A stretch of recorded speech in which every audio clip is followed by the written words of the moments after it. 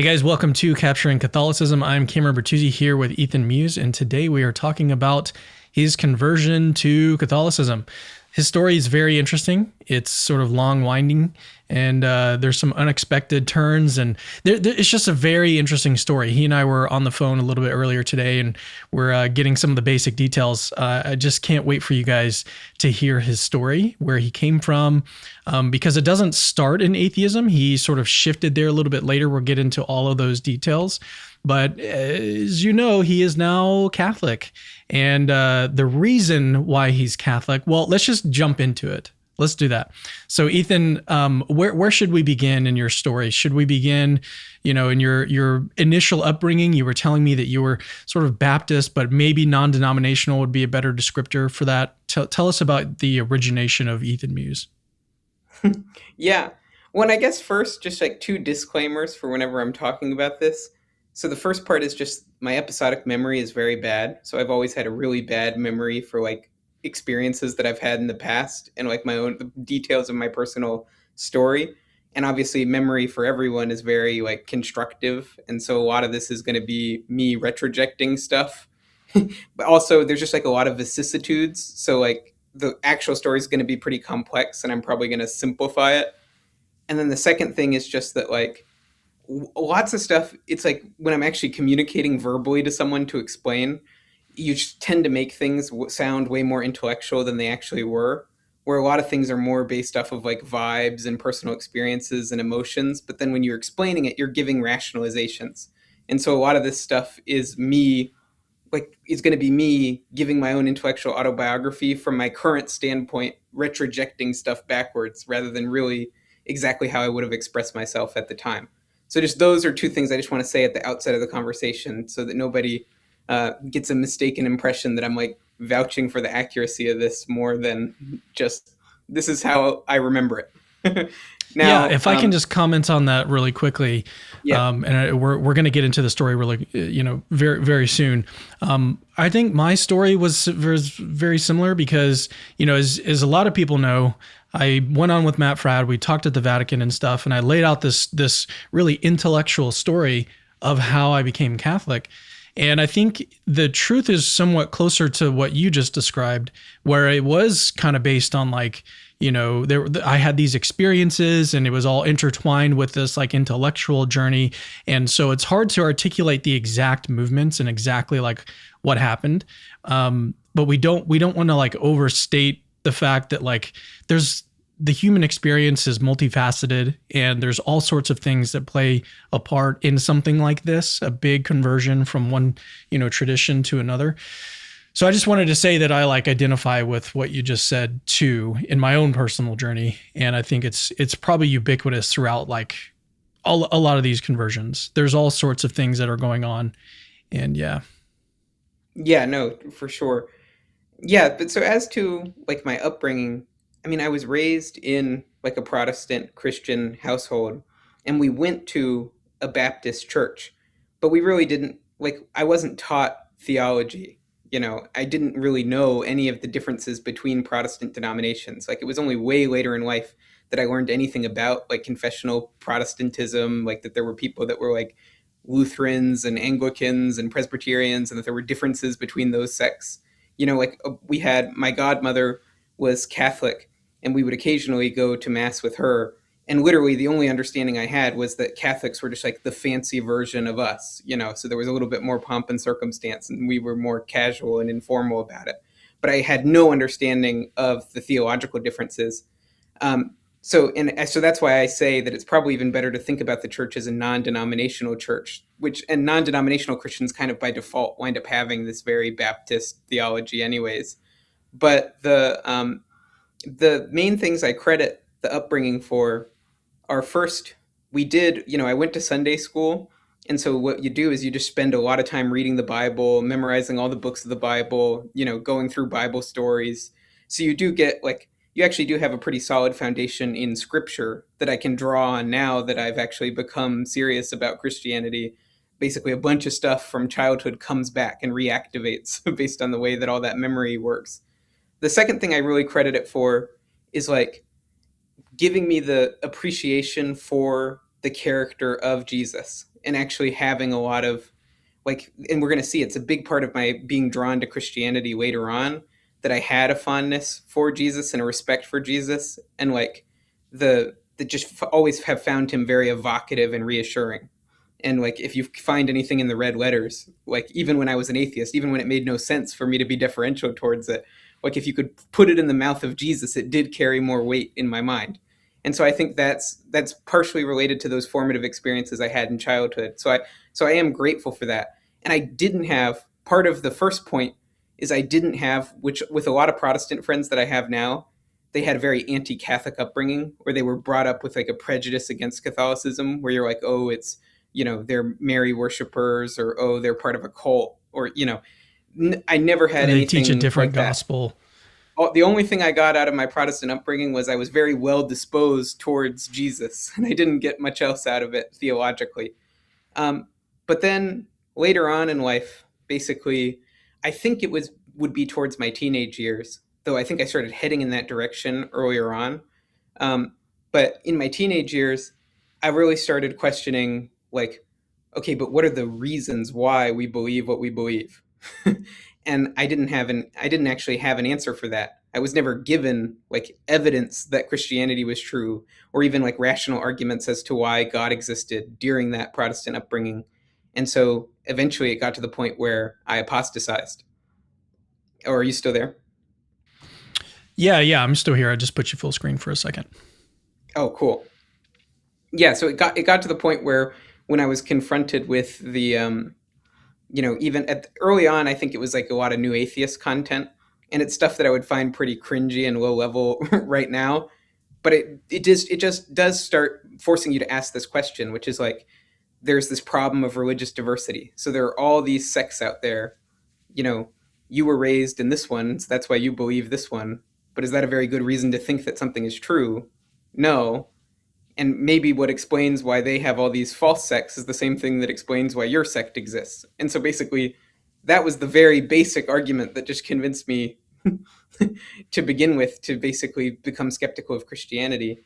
And then I even you just start asking, like, do I have even good reasons to think that God exists? And then once you start learning more about natural history from a secular standpoint, so theory of evolution, stuff like that, you start going and you're like, well, it actually, in some ways, it seems like the universe is more this like cold, indifferent, purposeless thing, not what I would actually expect from this like beneficent creator God that was trying to make the best thing ever. And so then I just became skeptical, and then I became very confident in my skepticism. And I think part of the reason I was pretty dogmatic about it was that I've always felt the pull of Pascal's wager. So I always did feel the pull of like, if there's like a non-negligible chance that hell is real, like then it's just kind of irrational for me to be an atheist. So in order to remain atheist, which I was pretty set on doing, I needed to be personally convinced that the odds of theism being true were like 0% or something close to that, right? So then I became very staunch, like dogmatic about the atheism. Yeah, tell me what other arguments you found convincing for atheism during this period. I mean, the problem of evil is obviously like a really big one. I just didn't know if that was like one that you particularly found convincing, or. Yeah, I mean, basically throughout, and all these things develop as basically, so there's like my early atheist phase where it just would be very naive arguments for atheism that you would hear from any atheist, on like r/atheism like that. So that would be the early atheist phase. And then later on, one thing I've always liked doing is debating people about religion. And once you start doing that, your arguments get more and more sophisticated over time as you start butting heads with people. And so then when the atheism becomes more sophisticated, the number one argument was just, or maybe not even an argument, but just impression that I had that was like one of the reasons why I was so convicted that atheism was true, was just that when I looked out at the world from the vantage I was in, it just didn't seem like the sort of world that a God would make. And I could point out lots of features of the world that gave me that impression, but isolating individual features and then turning it into the argument from this would be less faithful to what the attitude was that I had at the time, which was just that there's a bunch of things about the world where there seems to be this arbitrariness, there seems to be all this like suboptimality. Like in some ways, it's not even the evil that bothered me the most, as in just like if God's awesome and super powerful and super great, there just seem like no brainer things he could do to make the world a lot better that he probably would have done that he didn't do. So we could call that like the problem of privation, like a sort of generalized form of the problem of evil. I was always very compelled by hiddenness, where it's just like, okay, there are a million easy ways for God to make his existence obvious. And if it's like even ambiguous, it seems unlikely, if the highest good is having a relationship with God, that he wouldn't just make it clear cut and decisive. So basically, if it's even ambiguous that he exists, that's already something that's very surprising given that he actually did exist. And so therefore should make me settle the ambiguity against theism. Then once I reach like the most abstract, like intellectualized version of the atheism, a lot of it was like arguments from parsimony. So basically, where I'm just saying, I don't think God does any explanatory work.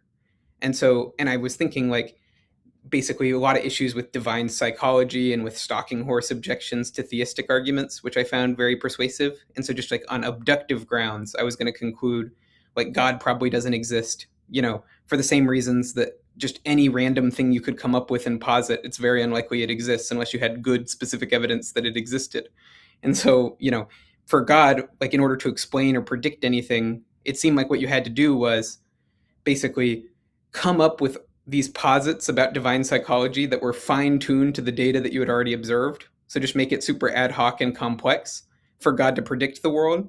Or you wound up just describing his psychology in a way where you're just like, no, he's just super good, right? He's the greatest guy ever. And so just whatever your intuitions are about what a great guy would do, that's what God would do. And then that would just supercharge all my previous objections, because I would just be like, okay, well, this seems like the last thing I would make if I were a great guy and could do whatever I wanted. Yeah. So you had by this point, you had developed a very sophisticated view on atheism, where you had all of these different reasons and arguments. And yeah, I mean, it's I think exactly what I would expect from you. I mean, you and I have only been friends for a few months, but obviously a very deep guy. And yeah, it just makes sense that you. So tell me this, so we can kind of transition a little bit more forward in your story. What was like the first thing that started to get you to question your atheism? What was that? Yeah, well, the thing that had always bothered me the most when I was an atheist, and where I never had a satisfactory answer to it. So my only answer to it was a tu quo que. And so this is something that always unsettled me. In my tu quo que being, well, I don't think the theists have a better answer, right? But the thing that had always unsettled me that I didn't have an answer for was why, given that atheism was true, given that the universe was like cold, indifferent, purposeless, I'm just this random excretion from processes that really don't care about me at all. Given that was true, why should I expect my cognitive faculties and my perceptual faculties to be reliable? And so it's this sort of epistemic puzzle, right? Where just actually what I should probably expect is that my mind would not have this aptitude to discover the truth about the world, that the world wouldn't be intelligible to me, that probably either I just wouldn't even have the right conceptual categories for thinking about the world in terms of what it was actually like in itself, that in many ways it might actually be advantageous for me to be deceived or deluded. Maybe I would be like, and I learned a lot about the science related to this. And the more I learned about the science, the more, disturbed I became. Because basically, two elements of science, one at the level of physics, one at the level of biology. At the level of physics, I started learning about like statistical mechanics and like the idea of like a Boltzmann brain, and the idea of basically you just had, okay, why not think if we just had like this huge ensemble of multiverses where there's all these just random thermodynamic fluctuations that are happening all the time, why not think that every pocket of complexity and of order, like a highly intelligent brain that has this detailed conscious experience, why not think that just one of those, basically brains in a vat, just pops into existence for a brief period of time and then pops out of existence in this otherwise chaotic soup? So why think that those like little patterns of order, those islands of order, why think that they're actually accompanied by, veridical perception and by like truth tracking cognitive faculties? And actually, it seems like the atheist didn't have an answer for why I wouldn't expect that to be true, just given indifference over all the ways the world could be. So I should expect, if I weren't actually just like making an ad hoc stipulation for epistemic reasons, I should actually expect, given their worldview, that I would be one of those sort of radically deceived Boltzmann brains. And this became worse when I actually started looking into evolutionary biology. So even stipulating like past hypothesis, stipulating that I'm not in one of those Boltzmann brain situations, just look at basically evolutionary history. Would I actually expect it to be adaptive to have veridical perception, to just take an example, or to actually have non-veridical perception? So this like interface theory of perception. So like the world is being represented to me in the way that, given the heuristics that I use to make decisions, given all this stuff, it's going to lead to the most adaptive behavioral outputs. But my internal representations may not actually be faithful to what the structure of the world is really like. So in the same way that like the interface on your phone, right, is not actually a good representation of like the circuitry on your phone and the actual hardware implementation underlying it, but just this simplification that makes it easy to use for you and intuitive for you. Basically, why not think that perception is sort of the same way with what reality is actually like? And so there was this guy, Donald Hoffman, who actually developed this idea further, and he did these evolutionary game theory simulations to try to demonstrate that fitness beats truth, that actually efficiency optimization leads you to have non-veridical perception rather than veridical perception, even assuming like a whole bunch of starting assumptions that are already super favorable for evolving veridical perception, which the atheist wouldn't even be justified in the first place. So that was always something that really, really bugged me, and that, given atheism, I never had a good answer to it. I also had, there was also like a philosophical corollary to some of those empirical worries that I had too, which is just that there seemed to be lots of things that were like explanatory gaps.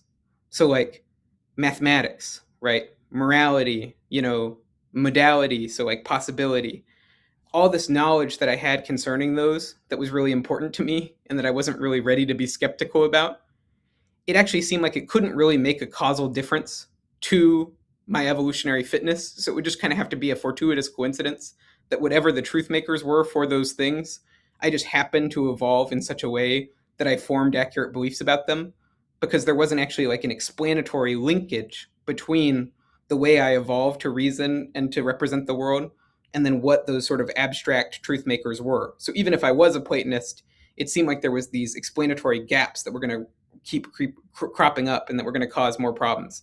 And there's even more arguments from skepticism that I was really worried about and that I really actually think are unanswerable for the atheist.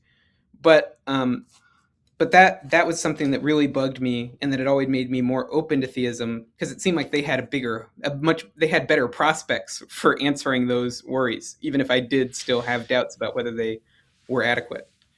Yeah, one of the things that you were telling me on the phone is that you think a lot in terms of like overarching stories, like these meta narratives. Was that also in play here? You were thinking like, well, I don't really have like a unified explanation of how it's the case, given atheism, that my brain is reliable, that what I'm thinking right now is I can rely on it and is, has this property of epistemic justification. So were you thinking in terms of like this big meta narrative at this point in your journey, or does that come later? Yeah, well, and this is actually just something that's just about my methodology for everything, for thinking about everything, which is what I care about are what I take to be like the most fundamental positive reasons to accept certain worldviews and the most fundamental, simple, negative reasons to reject them. And I don't care at all really about like very ticky-tacky arguments, or like formulating things as like a 54 premise syllogism, or making it to where like things that turn on the very specific details about like the patchwork principle or something like that. Like I never cared about that, because I always knew deep down I could always find some, even if I wasn't smart enough, I could find some philosopher that's smart enough to draw the right distinctions and to try to patch any individual problem. But the thing that really matters to me are like these big picture, like meta narrative questions about worldviews, to where is there like a coherent, satisfactory explanation to these big picture questions? Like, what is the story the worldview is telling? And am I satisfied with that answer? Does it make sense to me? Does it resonate with me? And yeah, I mean, for these problems about like rationality and like the preconditions for basically rationality and for intelligibility, those were very major, big picture questions that were always my biggest difficulty for atheism. Which is just, I mean, to state it very simply, like, if the universe doesn't care about whether I can discover the truth, then actually there's not a very good reason to think that my mind is optimized for discovering truth. And if my mind isn't optimized for discovering truth, I'm kind of out of luck for everything else I'm trying to figure out about the world. Right. It makes me think a lot about Alvin Plantinga and like his evolutionary argument against naturalism. Did you read Plantinga and like that's why you were starting to think through that, or was it did you encounter that some other way? Well, really, I had arrived at the problem before I had known about the evolutionary argument against naturalism, but there were I mean, I encountered the argument later, and it was a way of formulating a subset of the difficulties that I was getting at. And so I found that very useful, especially when I elaborated it with all that work by that guy Hoffman, um, related to sort of evolutionary arguments against naturalism. And so, yeah, so both Plantinga and Hoffman were helpful. The very fundamental issue, though, I kind of arrived at before any of the empirical stuff. But the empirical stuff was just kind of the icing on the cake, where it sort of made concrete what was originally this sort of abstract worry. So we're sort of in the story now where you're starting to question atheism, given these recent, these problems that you've located in rationality in our brains and how they function, and whether or not we should actually be able to rely on our brains for the beliefs that they produce and stuff. And you specified more problems than that within this sort of overarching category of rationality. But when was the point that you started to really entertain theism as a better explanation?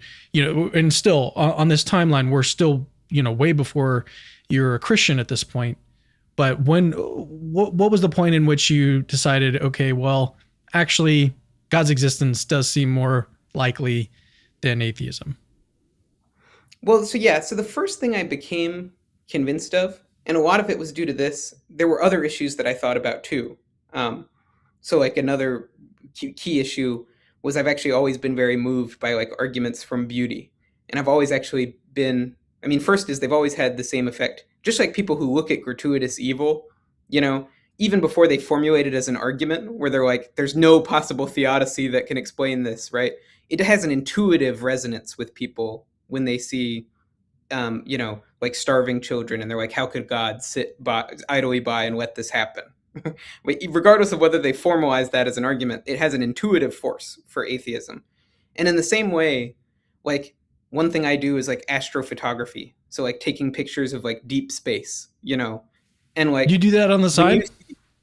Yeah. And when you see those pictures, I mean, not the ones I take because they're horrible. And I live in an area with a lot of light pollution. And so but when you go look, if you like looked at the Hubble telescope, if you look at the images there, James Webb, if you look at those images, the grandeur, and it's like awe-inspiring, and like you're almost like dumbfounded when you look at it. And it just, for me, or when I go to like the American Museum of Natural History in New York, and we go to the section where we're just looking at like physical geography, or we're looking at like all the biodiversity, it just screams God to me. And when you learn about like mathematics, or you learn about the laws of physics, and you see the elegance of it, and you see the interconnections between everything, and how just there's something like deep within you that it resonates with, and where it just like screams like, this is good, like this is amazing, this is captivating. For me, that's something that always intuition pumped me. And to see it across so many domains, some necessary and eternal truths, like in mathematics, to see them exemplify this like transcendent beauty, then to go and see it in the laws of nature, and to see that they're super beautiful, and then to go out and just look at physical reality around us, look into space, look at mountains, look at the oceans, look at all the animals, and there's something amazing, incredible, that testifies of God in the beauty in nature, and in mathematics, and just in all of truth. And so that's something else that always pointed me towards theism and inclined me towards it. And whenever I would pay attention to that, rather than sort of distracting myself from it, it would be something that would make it more plausible. But both of those things didn't get me to like classical theism, because there's a million other solutions to these problems besides classical theism. So you need to develop a lot more beyond just these difficulties. Like mainly what these things were problems for my naturalism, problems for my like sort of nihilistic philosophy, right? Where I'm just saying like this is purposeless, indifferent universe that doesn't seem like the sort of thing a god would make. It was more of the things that those were data points that theism did really well with that my philosophy couldn't accommodate. But there were other theories besides theism that were not my philosophy at that time that also seemed like they might have a chance of being able to explain this stuff. So really, what I landed on and what I would describe my view as at the time was, okay, well, something crazy is going on. Something more is happening. Like the universe cares about me in some way. You know, there is some kind of teleology that's like a principle or a guiding force in nature. This isn't all a coincidence. There is some kind of unified explanation for stuff.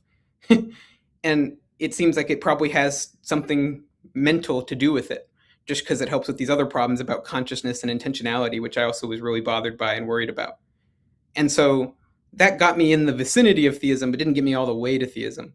The thing that really pushes me over the edge towards finding theism plausible is when I basically have this like religious experience.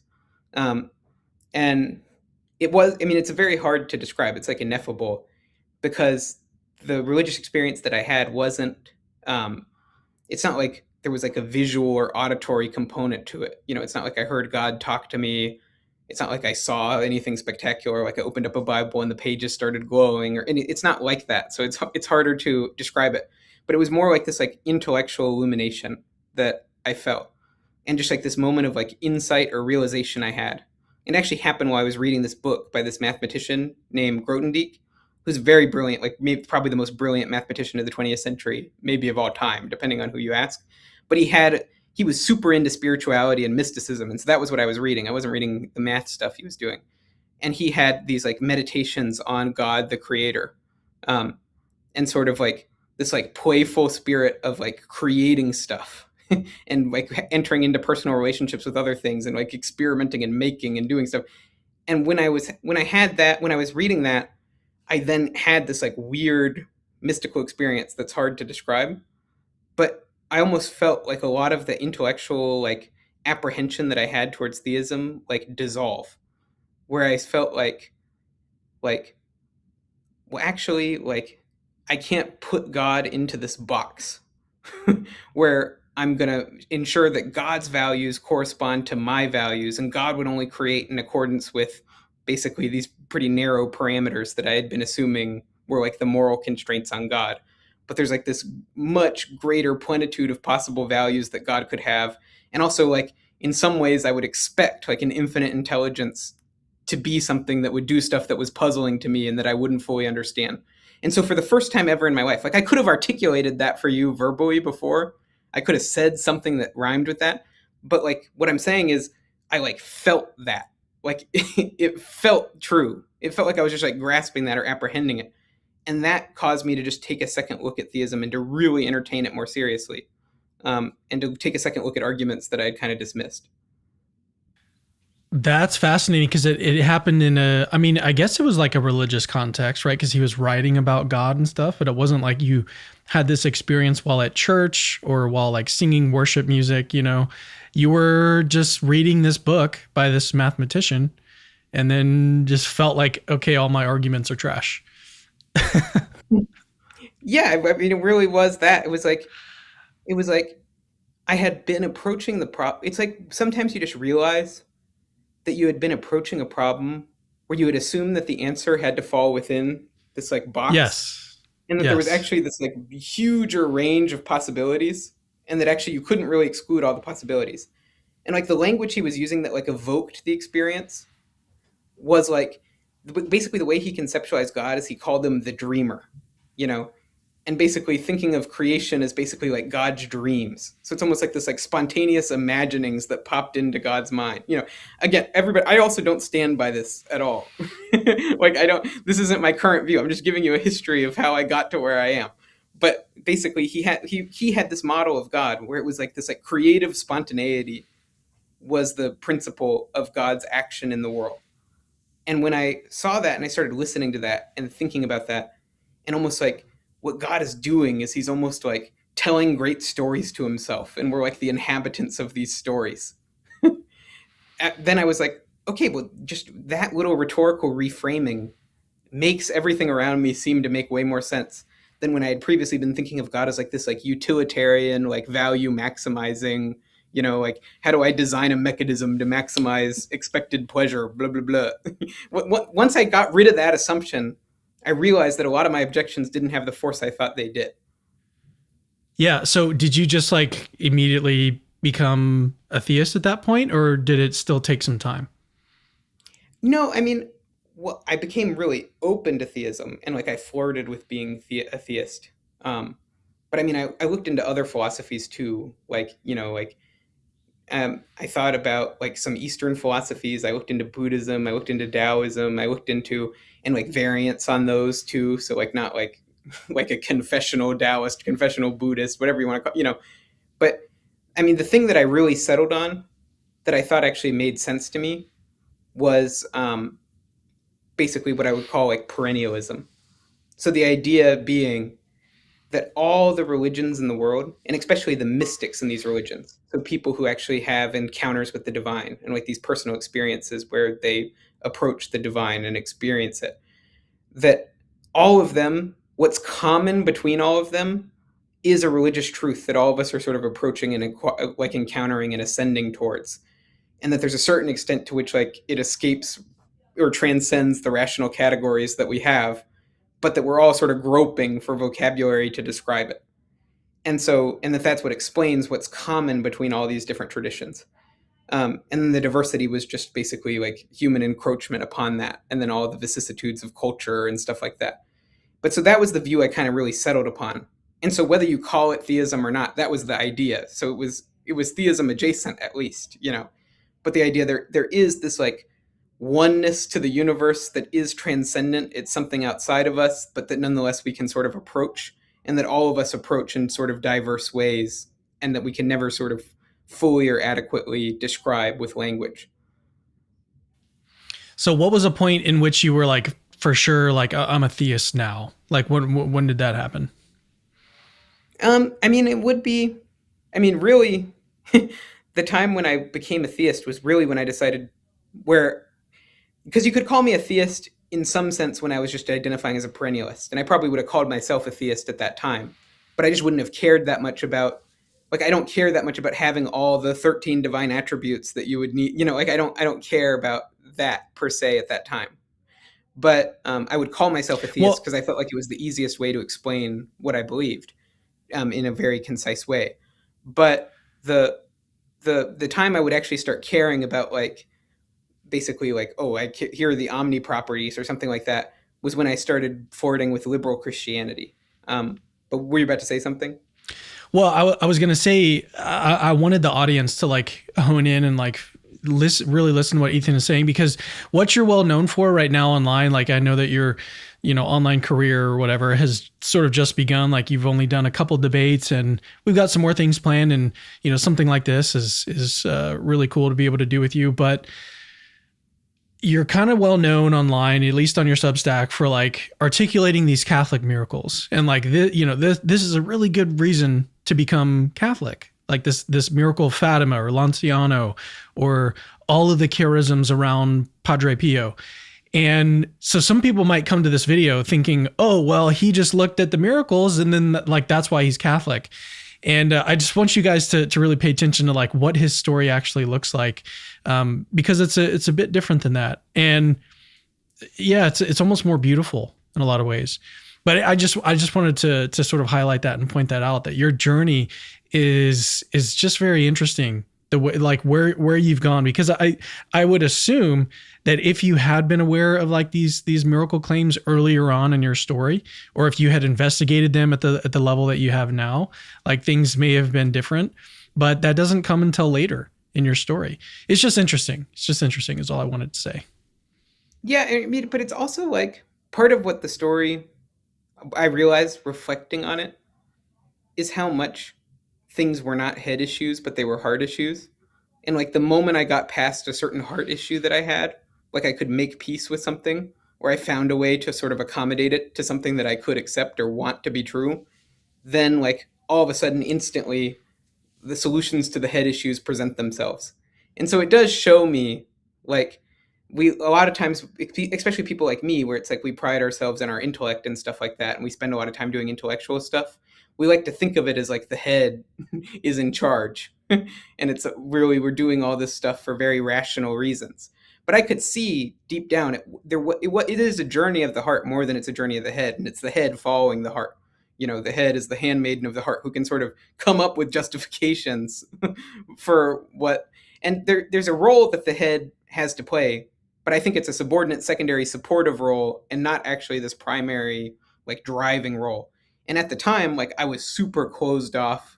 Like when I was an atheist, I was super closed off to miracles and to religious experiences, and like I just wouldn't attend to them or take them seriously and sort of scoff at them and be so like I wasn't even in the emotional place where I was going to put myself in a situation where I could have discovered all the miracle evidence if it had shown up in my inbox or whatever.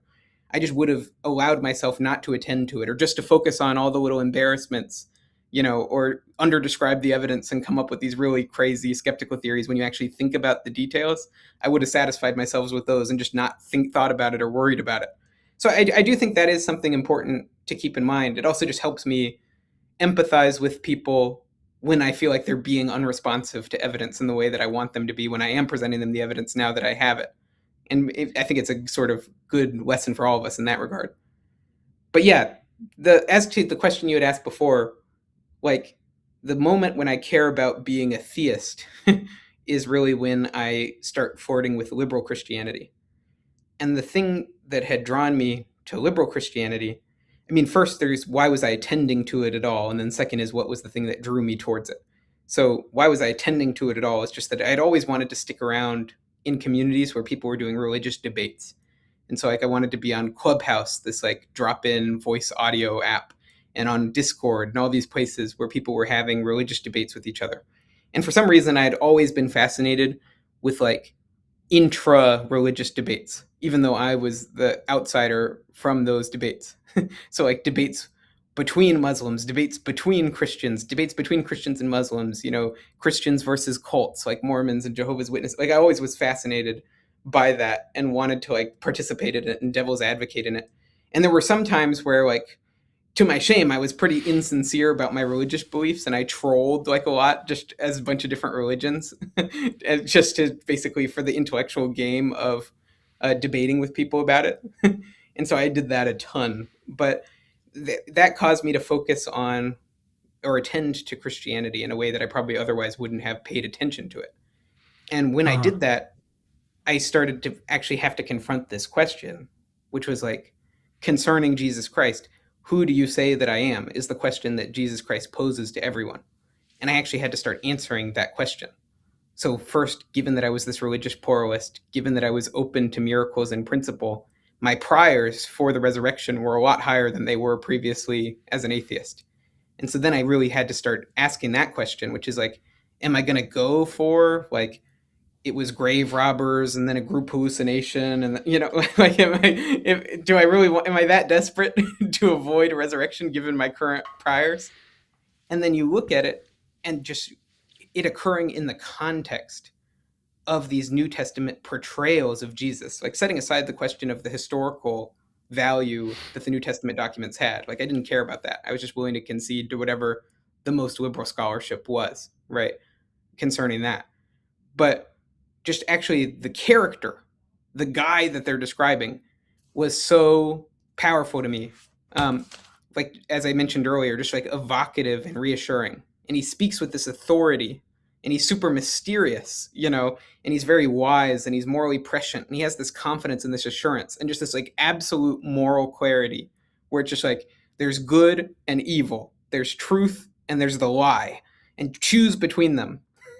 I'm demanding you make a choice, and you choose me, and that's truth, that's goodness. You reject me, that's evil, and that's the fundamental choice of your life, and it's all about that. And so he's coming to you, and he's presenting himself in that way, which just like aesthetically resonated with me and made me like, wow, like I'm seduced by this guy. And then for me to posit some of these more ridiculous coincidences to explain away the data concerning, his resurrection, or concerning all his healings, or concerning the miracles worked by his apostles, to explain all that away in some of these more like ad hoc conspiratorial ways that naturalists have to, given the religious background I was approaching it, and given the fondness that I had for the character of Jesus, it didn't seem like that was going to be tenable, you know. And especially like this saying by Augustine really resonates with me, where it's like, I've read in Plato and Cicero, many sayings that are wise and clever, but never have I read unto them, come unto me, all ye that labor and are heavy laden, and you will find rest. And so he's also offering like a personal relationship, and that's something you want. Like you do, once you start to believe in God, you want to have a relationship with God. But then you start realizing this like God that I've made up in my own head, that's like a purely intellectual thing. Like I can't actually have a relationship with him. Like I can't relate to him. But meanwhile, Jesus is coming and making this offer that's like he's accommodated himself to us. He's condescended to us. He's presented himself in such a way that we can relate to him as a person. We can relate to God as a person and have a relationship with him. And so that's also something that's just super enticing. So at that point, I decided to be a liberal Christian, or like a Christian inclusivist. So basically take a very low view of scripture, basically be like the ultimate heretic, totally doubt the historical existence of all the patriarchs, like concede all the liberal scholarship, like probably go with something probably closer to like the Jesus Seminar and like John Dominic Crossan and all those types of views, go with something closer to that. But except concede a physical resurrection, maybe believe in the actual Trinity, because I did find that kind of sublime. But like, so be a little bit more orthodox about the incarnation and his passion and all that stuff, but be super duper liberal in my theology. And like, it's not the gospel I believe, but myself. And like, I'm sort of the arbiter of truth, and I'm just taking what I like and rejecting what I don't like. And I mean, yeah. What was the point where that started to fall apart? That view of Christianity. Well, once I started thinking, I mean, there were really two lines of thought that really started to challenge that for me. And my immediate reaction wasn't actually to go become Orthodox Christian. It was just to retreat to sort of religious pluralism and being more of a Jesus skeptic. So that was my initial reaction when I actually realized it was untenable, rather than actually immediately going and graduating to like apostolic Christianity. But the two lines of thought that I had were, the first one was just it actually made so little sense for God to have uniquely privileged Jesus in his incarnation and his resurrection in the way that he did, if he was going to do such a bad job at like preserving for the world the message of this and the significance of it. And so there's just such this disproportion between like the significance of Christ's ministry and the atoning work he did on the cross and his incarnation, and then like the means that God provided, the world to basically preserve a historical memory of like what he said and did, and like what the point of all of it was, and all the advice that he gave. And so this idea that like the way God did it was that the only people who were going to be able to recover like a somewhat accurate view of what Jesus did that was fuzzy was basically like, people who had access to like modern historiography, who were willing to go through the New Testament with a scalpel to like create like a fan fiction. And those are the guys that are going to understand what Christ did. It would just be way more logical for God to have done exactly what the enduring witness of the early Christian church claimed that he had done, which is appointed these apostles, given prerogatives to those apostles to go preach, and then to organize ecclesiastical communities, and then to preserve traditions and to safeguard those traditions concerning what Christ had taught. So that was the first problem, was just internally the worldview didn't make too much sense. But like the build your own Jesus worldview didn't make sense given what God's in his providence would be likely to want to achieve, and could easily achieve if he wanted to. And then the coincidence that all the people saying like that are around the time are all claiming that he did exactly the thing that would make sense rather than the thing I'm saying. But then the second problem was basically I was actually taking like a way more minimal view of the historical sources surrounding early Christianity than like even the liberal scholars would, right? So, And that's actually that I found to be pretty problematic. Where it's just like, if the Apostle Paul, for instance, is in direct contact with the apostles who were in direct contact with Jesus, how in the world, especially given that I accept the veracity of Jesus and like of the ministry that as it's portrayed in the New Testament, how in the world am I supposing that like I have a better understanding of like whether heresy and schism are bad than St. Paul, who's like willing to do like extreme church discipline and give people over to the devil for disagreeing to him about what I would have viewed as trivial matters about sacramentology in the old covenant, so like you look at that and you say, actually, like all the early Christian historical testimony concerning what Jesus said and did, and concerning the way that he organized the church, and like the moral precepts concerning how we're supposed to relate to the church, and concerning like also what matters to him regarding like original sin and hell and perdition and sacramentology and all this stuff. Like, actually, no, the Jesus I was constructing wasn't even a historically plausible or tenable Jesus, even on liberal scholarship, given the rest of my worldview. So those were the two main problems where I realized, like, okay, I can't really maintain this. And did you say that you went back to religious pluralism as a result? Yeah, so I went back to perennialism, and what I did was, my response was basically just like, okay, I'm just going to become super skeptical about basically all the historical testimony we have concerning Jesus. Yeah, was it because you realized that like accepting apostolic Christianity like just entailed too much that you were uncomfortable with? Was that kind of the problem? At that time I wasn't ready to accept like hell, original sin, like even like retributive punishment, or the idea of like a vicarious satisfaction theory of the atonement. Like I wasn't ready to accept any of that stuff. Like I wasn't ready to accept like the authority of scripture or biblical inerrancy, anything like that. Like all that stuff seemed like it was certainly false to me at that point in time. So then I was like, okay, so if I'm going to take a high view of Jesus, then the value of all these historical sources concerning him is going to point me towards being pretty conservative. But then if I take that view, it's going to have all these other entailments that I'm not ready to accept. But then on the other hand, like I'm going to have to give up what I like about Jesus by basically like just completely trashing all the historical sources. And so that's what I chose to do. Yeah. So what was the deciding factor for your next step in your journey? Like, where did you go from that point? You know what we should do? We should actually take some super chats before we get to the next step in your journey. Let's do that real quick because we've had quite a number that have come up. So let's start with Carlos the Catholic. What's up, Ethan? God bless. God bless. Catholic S'mores, that's a good name. And they got a picture of a s'more right there. What's your opinion on the Orthobros drama with David Wood? Oh, goodness. I've been following it. I just think it's silly. I think it's very silly. Not something we should really be focusing on. There's so many better things for us to focus our attention on right now. I mean, I think David is playing sort of a game with the whole thing. Like I think his most recent thing that he's doing today is he's going to watch like a video from needgod.net against orthodoxy. That's what I'm assuming that he's going to do. And then he's going to like invite people to come on and tell him like what's wrong with these objections.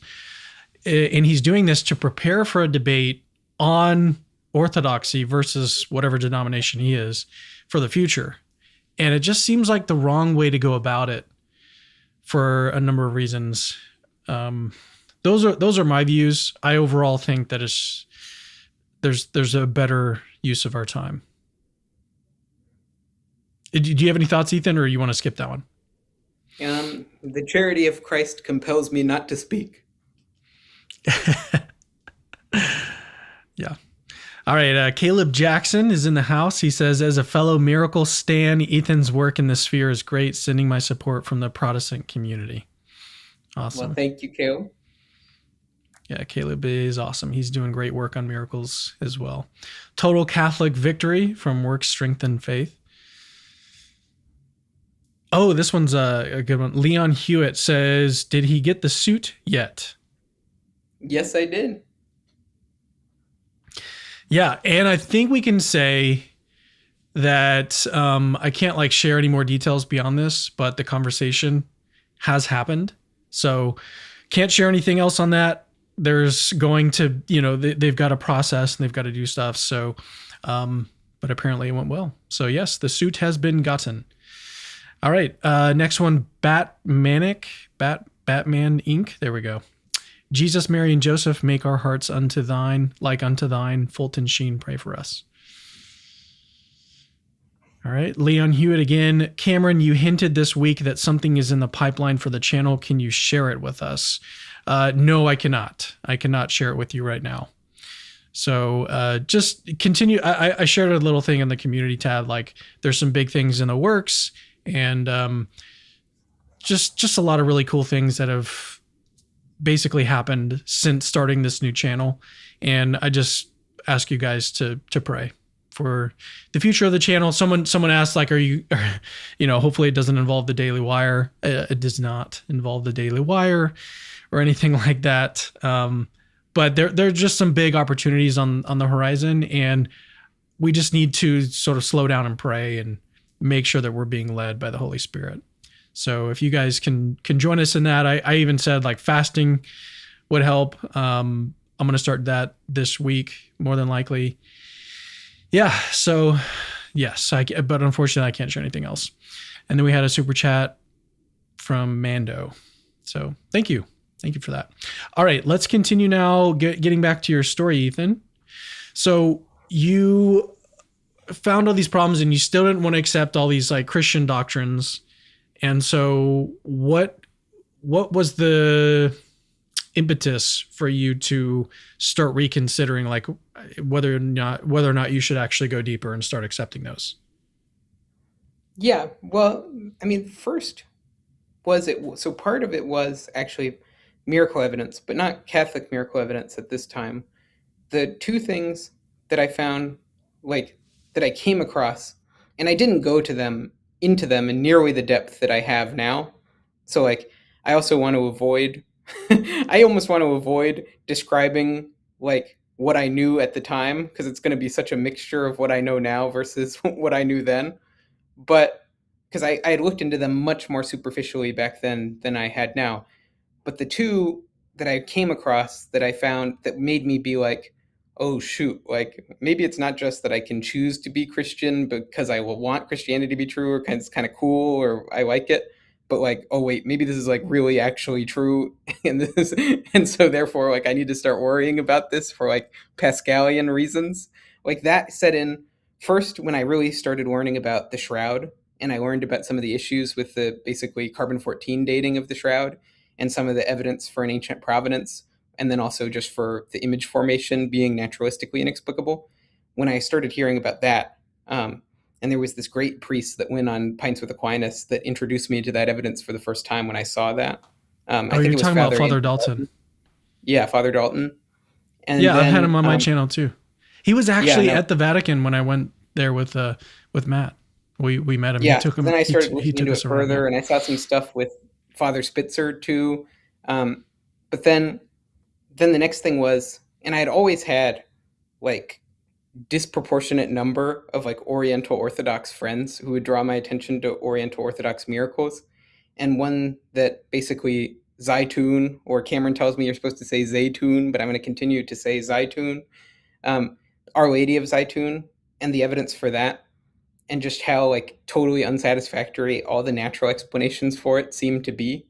And so that was another thing that got me thinking like, oh, now I need to actually start taking Christianity seriously.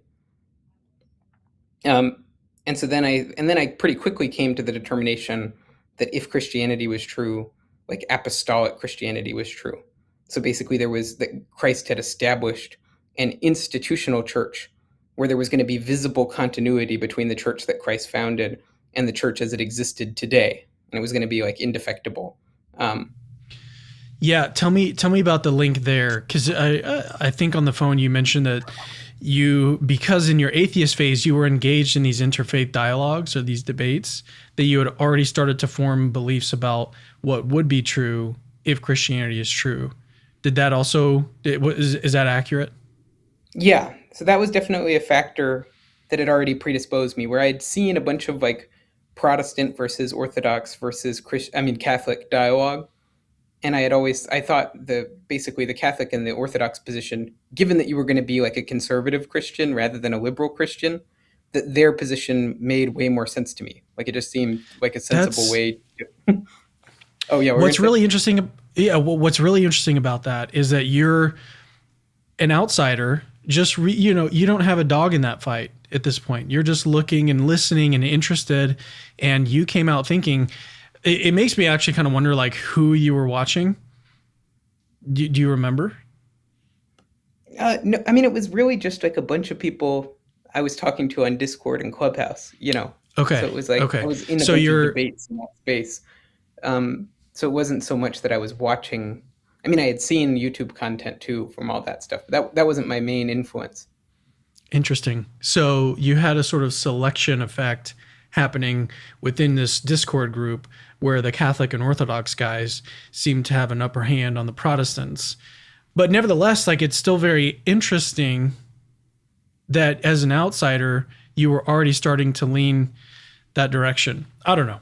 I think I Well, yeah, I find mean, it a lot of it interesting. actually had to do too with the reasons why I didn't like liberal Christianity were basically problems I just saw reoccurring with Protestantism. You know, where I didn't want to go with this intermediate option between liberal Christianity and like the full blown, like, apostolic Christianity, where there's an institutional church and, you have like dogmas and councils and, you have to submit to a bishop and that sort of stuff. I didn't want to go for this like intermediate option. And part of the reason for that was just like, it didn't. So, one thing I think about, like I told you earlier, is I think in terms of these like stories or the meta narratives. And like, if it seemed to me that what Christ was trying to do was to like perpetuate the sort of these three roles that he had taken on into the future past the apostolic age, which of these made more sense to me? That one, what he had done was, so take prophecy, king, priest. Those are three roles of Christ. And there are three functions that I think the church has to carry out. And so then there are questions as to what design of the church, what structure of the church is going to equip it and to well dispose it to carry out those functions without like extraordinary interventions from God. So what's gonna give the church the ordinary means to successfully accomplish those functions? And so with regard to prophecy or his role as prophet, basically there's a deposit of faith that he's entrusted to his apostles. And what's going to be the best way to safeguard that deposit? So to make sure that you don't have like an admixture of air that's going to creep in, and to have it to where just the faithful, even the lay faithful, including like illiterate peasants, are going to be able to get all the teaching and instruction that they need in a way that they can count on, that they can rely on, and where it's actually going to be reasonable to expect them to hearken to basically sound doctrine. So like where theology and doctrine can actually matter and where they're actually going to be preserved. So there's like an enduring and faithful witness to what Christ's teaching ministry and the apostles' teaching ministry. And what I realized was, like, it just seems extremely obvious to me, if you're not like coping like crazy, that like just me and my Bible is not going to work, you know?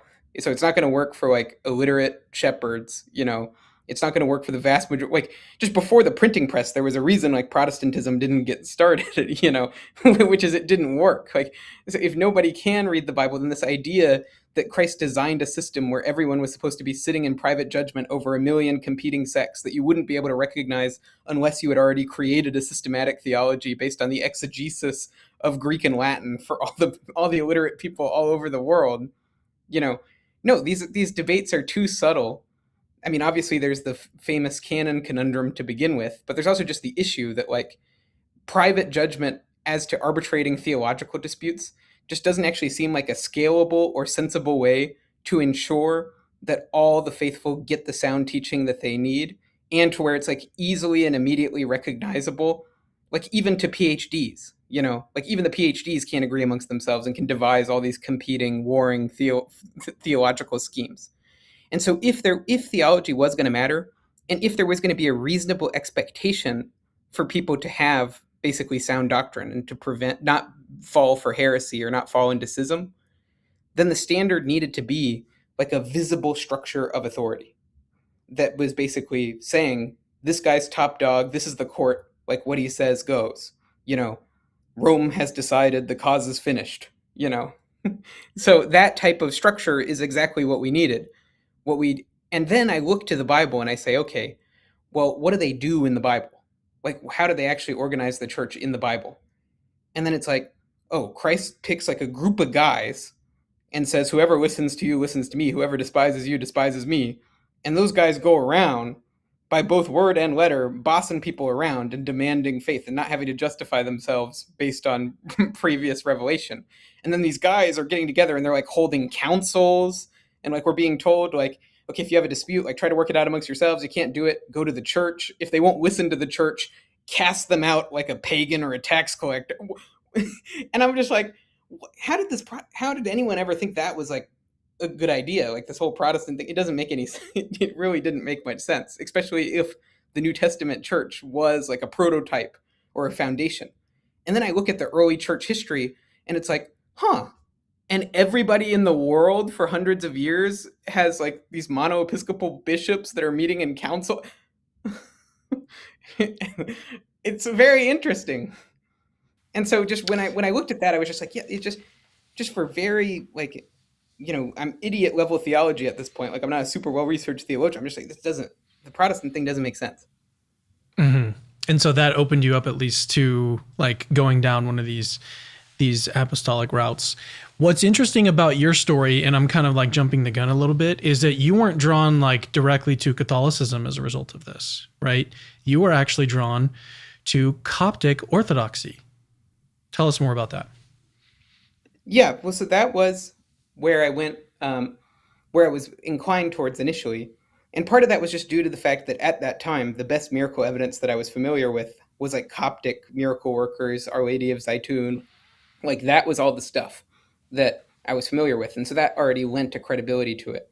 I mean, in addition to that, like I almost felt like I was personally being called to the Coptic Church just because like at all these key moments in my faith journey, it was like it was a Coptic Orthodox guy that was there that was like provided me with the advice that I needed at that time, you know?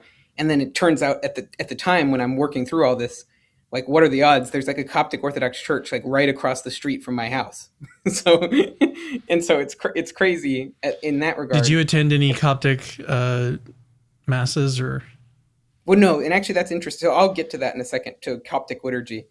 And so so I'll get to that because there's even like an element of providential coincidence in that. But basically, I start inquiring, and I'm in the early stages of inquiring, and that's where I'm heading. And part of it is the miracle evidence. Part of it is just like personally, like I'm getting all these weird indications that I should like look into the cops. And then the third thing was just like Catholicism, when your faith is weak, when you're not really sure about apostolic Christianity or like dipping your toe in the water, Catholicism is a tough pill to swallow because it's like, I could get volumes and volumes of doctrine that I was going to have to accept and submit to, and that was going to be radically counterintuitive from the sort of liberal starting position that I was in. And you basically had way less wiggle room within the Catholic system to basically be either to be liberal, like as liberal as possible, which is kind of where I was at, or to be a little bit Mysterian, like don't worry about it, like doctrine's not what's important, like just feel it, don't try to understand it, so to be more mysterious. So I felt like that was more possible within Coptic Orthodoxy, where the commitments that the dogmatic commitments I had were way more minimal. So it was just less of a pill to swallow, which also just made it easier. But basically, I was planning even that Easter. So like last Easter, not this most recent Easter, but the Easter before, I was planning on going to a Coptic liturgy because that was the direction that I was trending. But it turns out, for whatever reason, I was unable to attend the Coptic liturgy. I can't remember all the circumstances surrounding it, but for some reason, the only place I could go was Catholic Mass. So that's where I wound up going instead.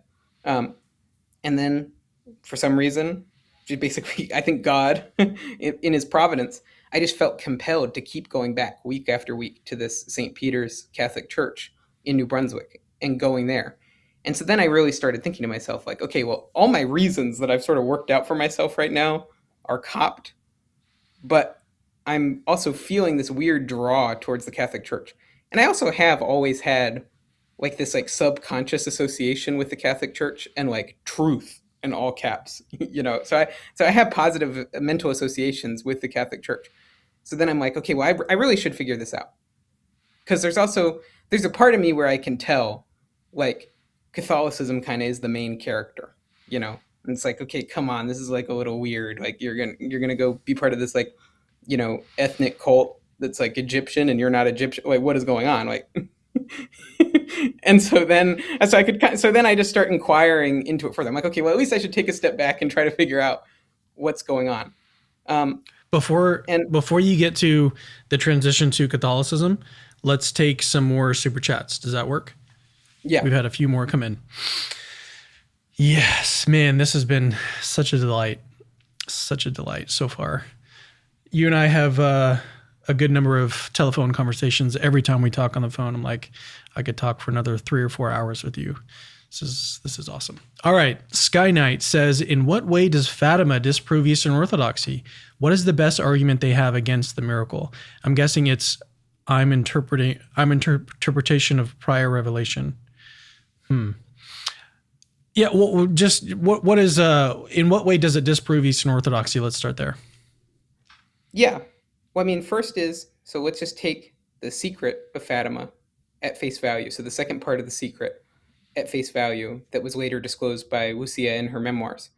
Well, in that case, first is it seems to be presupposing the papacy, because Our Lady is coming and saying, okay, we want the Holy Father to consecrate Russia to the Immaculate Heart, right? And so you're actually then calling on, so you're going to do the most extraordinary, colossal miracle of all time. You're appearing in a Catholic country to Catholic children to go ask for a consecratory act by the Catholic Pope decades after Vatican I to consecrate Russia in the name of a Catholic devotion. And Russia's an Orthodox country that's about to apostatize and become atheist. So it's almost, there couldn't be a clearer slap in the face to Eastern Orthodoxy than this. For this to be the most obvious colossal miracle, since the parting of the Red Sea, to be a call for the Pope to consecrate an Orthodox country to the Immaculate Heart by going to and picking out as divine legates these Catholic shepherd children. In addition to that, something that I always call upon people to do is that if you're Orthodox, if you, even if I can't convince you intellectually of Catholicism by pointing to these miracles that prove all the Catholic distinctives against Eastern Orthodoxy, at the very least, pick up the Catholic devotions that are being so strongly recommended by Our Lady. So if she's identifying herself as Our Lady of the Rosary, she's appearing after the children recited the Rosary, she's exhorting the children to pray the Rosary, she's calling for daily recitation of the Rosary. You just say the Rosary if you're Eastern Orthodox, if you say it every day, because that's what Our Lady asked for. Even if you believe it's consistent with Orthodoxy, if you just say it every day, you'll become Catholic eventually. So there's, and just, I believe that that's true. Like, I'm firmly convinced that that's true. So I want you to just try that, even if you're not directly convinced of the truth of Catholicism through Fatima.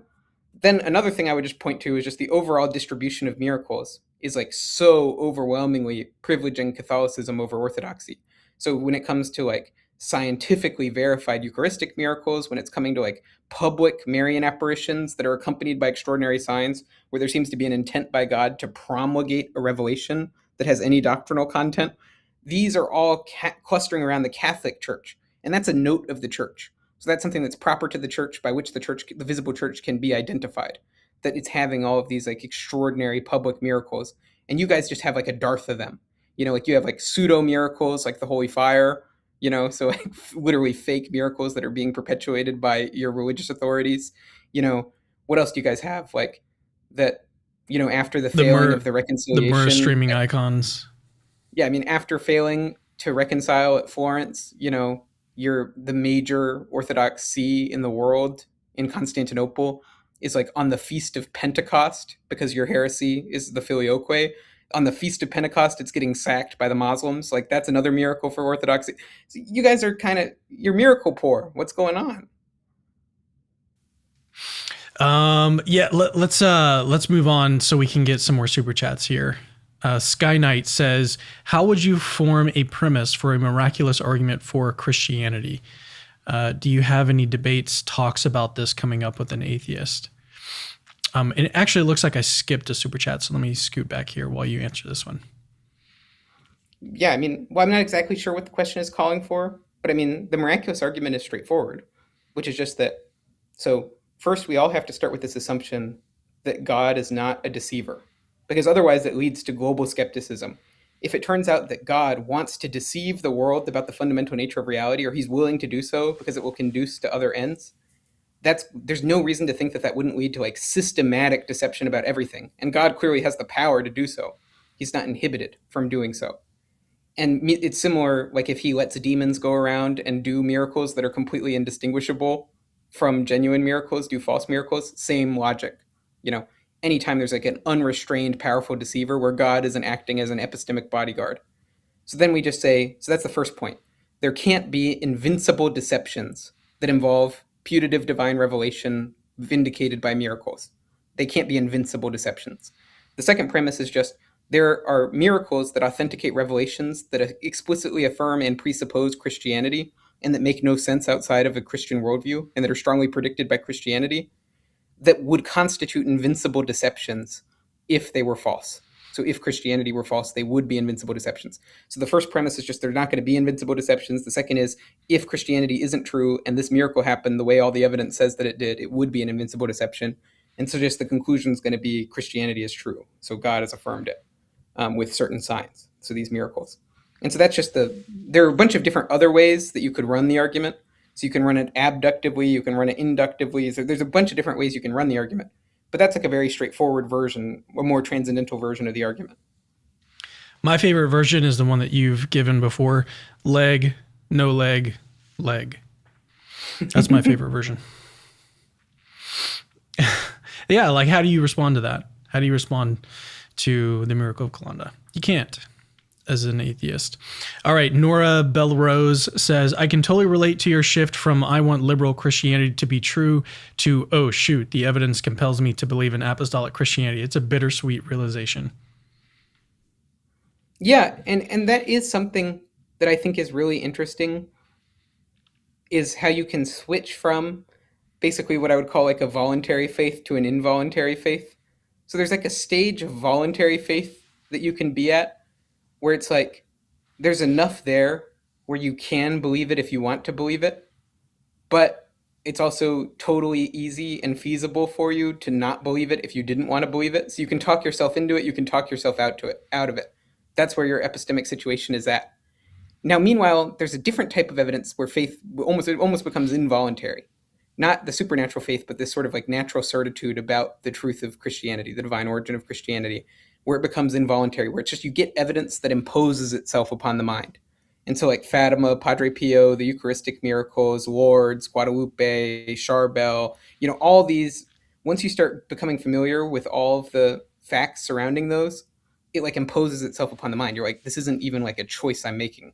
Like, this is something actually like, this is a reality that I now have to accommodate myself to. Like, I have to submit to it. Like, I have to act as though this is true and all the practical consequences that has. And so then I have to say, like, yeah, now I'm not in charge. Like, now I'm being coerced by evidence. And so, yeah, and I think that's something that's so great about miracle evidence is when the person gets their foot in the door, where their heart is softened enough that they're able to basically do a voluntary sort of belief, it then becomes involuntary. Like you confirm them and you strengthen them in their belief so much that then that's how you create like a religious zealot. All right, next one. Mr. Keeps on Ticking. Ideas on why Bernadette Fatima's kids saw a 3-foot-tall 12-year-old girl instead of the Mary we see depicted in the church. The alien guys are claiming Frey effect buzzing, angel hair, or UAP symptoms. Well, when Our Lady appears to young children, she actually tends to appear, and there's actually diversity to the appearances that she takes on between Marian apparitions. But in these cases where she's appearing to a younger seer, in many cases she appears like a young child. So she will appear basically as like a 12-year-old, 11-year-old, 13-year-old girl in that type of, and she'll have a stature that's like proportioned to that. And she's a little bit more, I mean, oftentimes she'll be pretty diminutive, So like the youngest of the Fatima seers is Jacinta. And my understanding is that Our Lady would have been roughly the height of Jacinta based on what they described. I'd have to go double check what Jacinta's height was at the time. But yeah, so it doesn't seem that weird to me that like when Mary's talking to like a 7-year-old or a 10-year-old or a 12-year-old, that she appears as a 12-year-old, you know, feels, it doesn't seem like it cries out for that much of a deep explanation. Well, it reminds me of your tendency to want these overarching narratives, because people can nitpick all they want. They can get to like this one detail of the story and be like, well, you know, I should discount everything because of this one thing, but that doesn't actually follow. Like, you want to have like, what is the overarching theory of all the stuff that happens at this location at this time, the prediction of the miracle of the sun, and then the rapid drying and everything else that's associated with this event. And I think people get too caught up in the nitty gritty details and want to write everything off on the basis of like, and I'm not saying that Mr. Keeps on Ticking is doing this. I'm just saying that I think it's a snare that people can get caught up in, right? Well, and I do think there's a point where once we've accepted authentic, like this sort of detail should never be the difference between saying it's authentic versus inauthentic, right? But once we've accepted it as authentic, then I think there is a room for like edification where we start reflecting on the details, because there's a lot of wisdom in a lot of symbolism that goes beneath the surface, that God works into how he performs miracles and Our Lady works into how she works miracles. And so there is something edifying about looking at these details and paying to them carefully, though you shouldn't get hung up on these minor details and looking to either prove it or to falsify it, you know. But like, for instance, I think there is something really interesting about Our Lady's preference for choosing young children, and especially for choosing shepherds. I think it's definitely significant that the Fatima children were tending sheep during the first apparition. All right, last super chat, then we'll get back to your reasons for becoming Catholic. Nora Belrose again, she says, I'm curious if moral realism played a role in your journey. If morality is objective, your intuitions about hell, original sin, etc., can just be wrong. Yeah, well, I mean, so for me, when I was an atheist, I was a moral anti-realist. And so I wasn't, and there was like you'll notice this with atheists too, where there's kind of a hypocrisy, where on the one hand, I agree with the atheist that their moral intuitions are totally unreliable. But nonetheless, the atheist is then going to come to me and base their confident rejection of God upon their moral intuitions that both of us agree are unreliable. I agree that their moral intuitions are unreliable because noetic effects of sin. They agree that their moral intuitions are unreliable. So neither of us think that those are reliable, but nonetheless, they're being used as the confident basis upon which to speculate about what an infinitely good being would or would not do. So there's an inconsistency and a hypocrisy in it. And I was definitely guilty of that, even at the points in time when I was a moral anti-realist. There is a huge part of me eventually becoming okay with apostolic Christianity was having a docility, so a readiness to be instructed with regard to morality, especially theoretical morality. So things like, is an offense against an infinite God, you know, what's the proportionate punishment for an offense against an infinite God, blah, blah, blah, blah, blah. Like all this theoretical morality where I'm like, you know what? I'm super duper unreliable when it comes to morality. I've changed my mind a million times. I convinced myself that morality didn't even exist. Like I can see that my moral intuitions are super malleable, and I can sort of talk myself into seeing moral issues in a bunch of different ways from a bunch of different perspectives.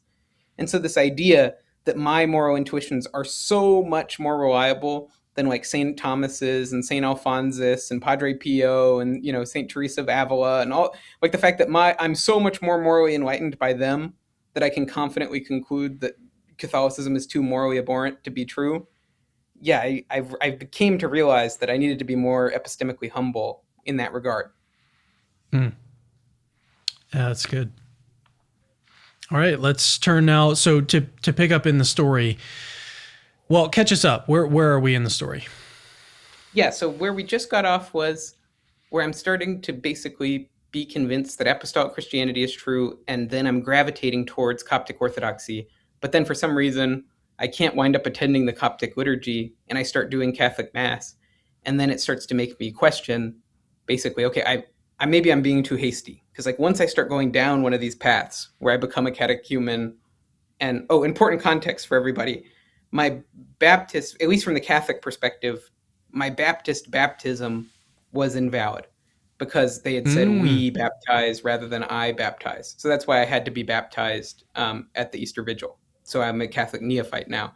So so I'm going to be baptized. But anyways, I'm saying, okay, it's probably really important actually that like I get this right before I commit to the tradition, because there's probably going to be like way more inertia in changing once I start heading down one of these paths. And so I may just get myself stuck to where this is probably the most open-minded I'm ever going to be able to be when evaluating which of these traditions is true.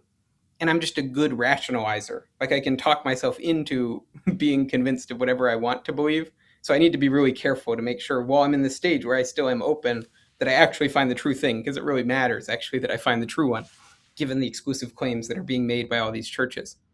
And the thing that really starts to get me is really thinking about like the marks of the church or the notes, by which the visible church is to be recognized.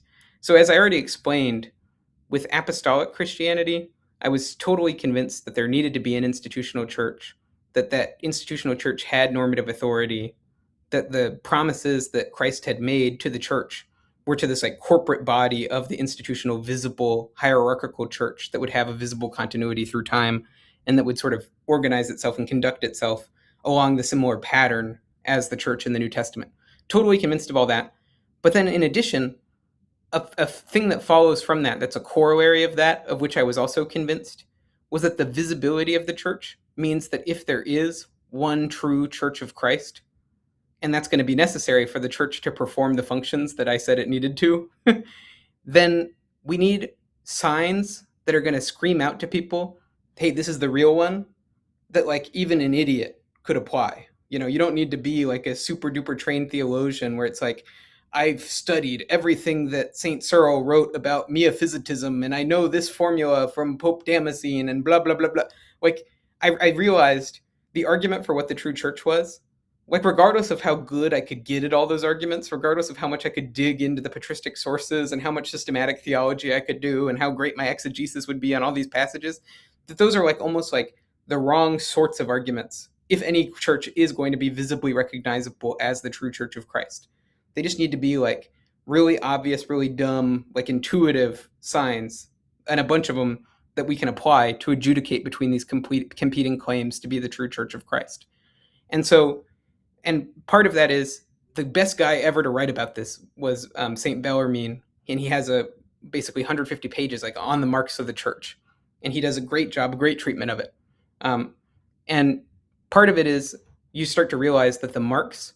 So first thing that I noticed was really deficient in all the Orthodox people I was talking to and all the Coptic people, and they never could really give me a good answer, was like how the marks of the church within the Coptic paradigm functioned as basically proper marks without actually just presuppose, like without becoming unpracticable. So by practicable, I mean they're the sorts of things that could be applied by a layman who hadn't done a scientific examination of like a very subtle theological controversy, right? And so I didn't get a good answer as to how you could make an argument from these notes of the church for Coptic Orthodoxy specifically that wouldn't be unpracticable, wouldn't get to the point where like obviously we can say, what it is for us to be apostolic is to preach the faith of the apostles, and miaphysitism is more faithful to the faith of the apostles. So therefore but that's not a practicable interpretation of that mark. And so, and another thing is just like, another argument that I saw them do was they would go and they would be like, well, if we look at like the early church or we look at the early centuries of the church, we'll see that if you tried to appeal to like Catholicity as a mark for the Catholic Church right now, that we would lack that mark then. So if that disqualifies us as the church now, you're disqualifying the early church. But I noticed all those arguments. Now, there's ways to respond to that and to nuance it and to clarify what you're meaning to make arguments for Catholicism that don't wind up having that undesirable feature. But what I noticed was, hey, this is kind of suspicious. It seems like the Catholics want to make positive arguments for their worldview using all these marks. And it seems like what you want to do is almost like minimize and discredit the entire concept of marks by showing how if you try to apply it historically, it gets too convoluted. And so therefore, none of these arguments work.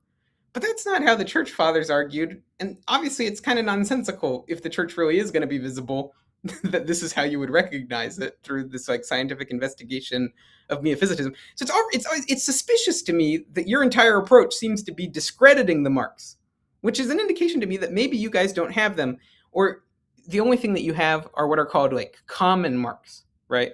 So marks that like multiple churches could have at the same time. But in order for the marks to do what they're supposed to do, they have to be proper marks. So they have to be things that are either possessed uniquely or preeminently by the true church, because that's the way that they're actually going to serve to distinguish the true church from the rivals. And that doesn't need to be true for all the marks at all times in history. But it needs to be something where if I looked at the whole history of the church and I looked at the full constellation of marks, it would actually just be reasonable for me to say, this is the one holy Catholic and Apostolic Church, just based off of that cursory examination rather than very subtle examination of history. And so like I'll give an example. I won't go through all of this because it would be a stream unto itself to develop the theology of Marx, as fully as I would need to. But one of the things is, okay, let's just take unity as a mark. So the Catholics actually had a very good, unique claim upon which they can base an argument for uniquely or preeminently possessing unity among all the apostolic churches, which is it's just a feature of Catholic governance that we're claiming, rooted in Petrine primacy, the Bishop of Rome is like the super bishop who nobody can sit in judgment of him, and he can bind everybody to his judgments. And so he can bind the universal church. He has universal jurisdiction over the whole church, and he's kind of like the buck stops with me, final guy. And this is a unique way to ensure unity, because it ensures that it's always feasible. So first, we always know whether we're in communion with the true church or not, just based on whether we're in communion with that guy, whoever the successor to that office is. Second is this guy can actually, in a real feasible way, constantly settle controversies and ensure that we're all on the same page about doctrine. And in fact, it seems like the magisterium of the Catholic Church has continued to perform that function in a way that none of the Orthodox churches have. And in fact, they can't even do these, like they struggle to even do like pan-Orthodox synods at this point. So it seems like the Catholic Church actually can continue performing the magisterial role that the church is supposed to perform precisely because it has this principle of unity in the Petrine primacy. And this then clarifies for us what an argument from a distinguishing mark is really going to look like. So there's some special feature that's singular to the Catholic Church that has some grounding in history, that basically, it seems like in virtue of this, the Catholic Church is teleologically ordered towards unity and has the necessary means to achieve unity, morally speaking, in a way that other churches lack. And then if we looked at the full course of history, not that there are individual controversies that have yet to be resolved at any given time, not that there aren't internal schisms in the body or whatever, but that the teaching function of the church and the unity of faith of the church, rather than having to like calcify or just become this like sedimentary rock at any point in history, can continue to develop, can continue to behave like a living organism while retaining a unity. And that type of argument was really appealing to me. And it is one of these more conceptual, big picture arguments rather than the super nitty gritty. Like, I also just think like the Orthodox love to make fun of this, but this is exactly the tier of argument that that a good argument for a church should have. Exactly the tier of argument is the Maquis argument. You are Peter, upon this rock I will build my church, and the gates of hell will not prevail against it. And then we find Peter's bones buried underneath the Vatican. Like, that's my idiot level argument. Like, upon this rock I will build my church. We're making the Petrine claims. We're built on top of Peter in Rome. That's the level of the Maquis argument. You guys make fun of it as much as you want. Because when there's just a really simple argument that devastates people who are super fancy pants, I'm Dr. Fat Bottom, whatever, then they just start mocking it as a simpleton argument. But I think the right argument is going to be a simpleton argument. And the Maquis argument satisfies the criteria. So at that point, did you feel confident in your becoming Catholic, or were there other considerations, or was it mainly like these signs or the markers? I became more and more convinced the more I thought about it, and like another big one was like Catholicity, where like I really didn't like that like the Oriental Orthodox communion didn't feel like a universal church. Like, it very much felt like an ethnic clique. And that was very much the vibe and impression I had. And meanwhile, when I went to the Catholic Church, like yeah, like I could go anywhere in the world and it was the same church, and like it Yeah. felt like we were all Catholics. Like we weren't American Catholics, you know, we weren't like British Catholics, we weren't German Catholics, we weren't Ethiopian Catholics. We were Catholics first, and then we were whatever else we were, you know. And so there was something appealing about that. Did you have any other religious experiences past the first one that you had reading that mathematician's book? Well, nothing nearly as dramatic as that, where I would actually call it like like. There's the normal levels of providential coincidence, and like people are praying, and you know, and like stuff. So there's normal levels of that, but like nothing where it was like I felt like it was like a paranormal experience. What were your But I mean, the experiences thing when you went to Catholic Mass? Did you have any experiences of the beauty of the Eucharist or anything like that? that at that time, like early on, no. I mean, there was like a What was it? piece. I'm just curious. When you went to Mass, were you skeptical of real presence, or were you like, man, if this church is so, and maybe this is just idiosyncratic to my own story. When I was Protestant and I was attending Mass, I would just go in there and I'd be like, that might be Jesus, you know? And I was like, whoa, that's insane if that's true. And man, I gotta like kind of figure this out. Did you have any experience like that? I mean, I came to appreciate the Eucharist, like, and Eucharistic theology, like way more once I was already like really firm in Catholicism. And so Hmm. once I started looking into the miracle evidence, and like I was actually basically, you know, where I am right now is like I have no doubt at all whatsoever in my mind that Catholicism is true, you know, and it's been that way for a while. And so it's just like, you know, like Catholicism not true, like Earth is flat, like, you know, like it's just not, it doesn't compute. And like so past that point, that's when I started to appreciate it more. And like my first time receiving the Eucharist was a very powerful experience for me. um, but like it wasn't a big part of my conversion journey, I wouldn't say. Yeah, interesting. Hmm. So are we all caught up? Are you now full blown Catholic, or not necessarily confirmed or anything, but um, you're at this point you're gung ho. Yeah, at this point in the journey, I was pretty confident that I made the right decision. And then basically after I made the decision, like it just felt like everything was confirming me in that. And if I Yeah, remember maybe correctly, there. maybe this. Oh no, go. I was I was going to say maybe this is a good point to transition to when you discovered the Catholic vindicatory miracles. When did that come into your story? Yeah. Well, basically, a lot of it happened when. So I think the first time I ever came across it was when an atheist was challenging me on Clubhouse about like why miracles don't happen anymore, you know? And so then I started looking into it. Like, I mean, obviously at the time I was familiar with enough miracles, right? So like there's like the Craig Keener, Barbara Schneider case, and there's the, you know, Our Lady of Zeitoun. And so I had enough there to answer him. But I was like, you know what? I haven't really looked into Catholic miracles. So that's something I should look into because I know we have claims. And so the first ones that I really looked into were like Our Lady of Lourdes. And when I looked into those, I was just like, wow, it's astonishing. The level of evidence that we have and the rigor for proving these healing miracles. And even Yeah. like I didn't even like the way the Lord's Medical Bureau had done it because they were applying the Lambertini criteria so rigorously that like they were also failing to pick up on like a statistical miracle.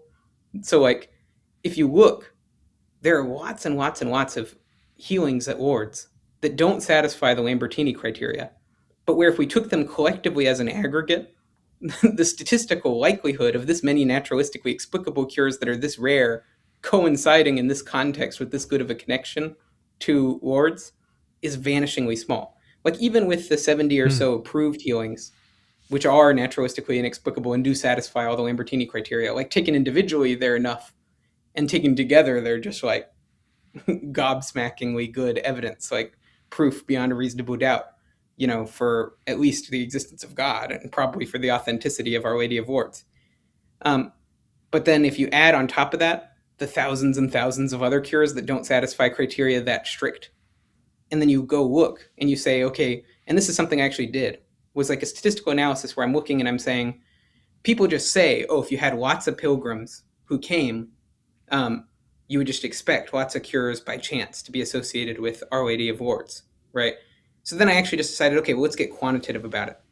So basically, how many cures this good would I expect with what probability based on the number of exposure minutes of eligible pilgrims? Because there are criteria for exclusion where, so if you don't have a certain type of illness, or if you're receiving a certain type of treatment, you're automatically going to be excluded from consideration for approval. So it really actually narrows down the pool way smaller than what people claim when you actually look at the eligible pool of pilgrims. And then you also look at the number of exposure minutes within close connection. And so I basically have modeled it a bunch of different ways, and it's like 10 to the negative 80 or something insane. Like, it's totally impossible. I mean, and these are very charitable assumptions, because some of these cures, like I'm going with like the base rate for the closest cure. And in some cases, the closest cure is not even close.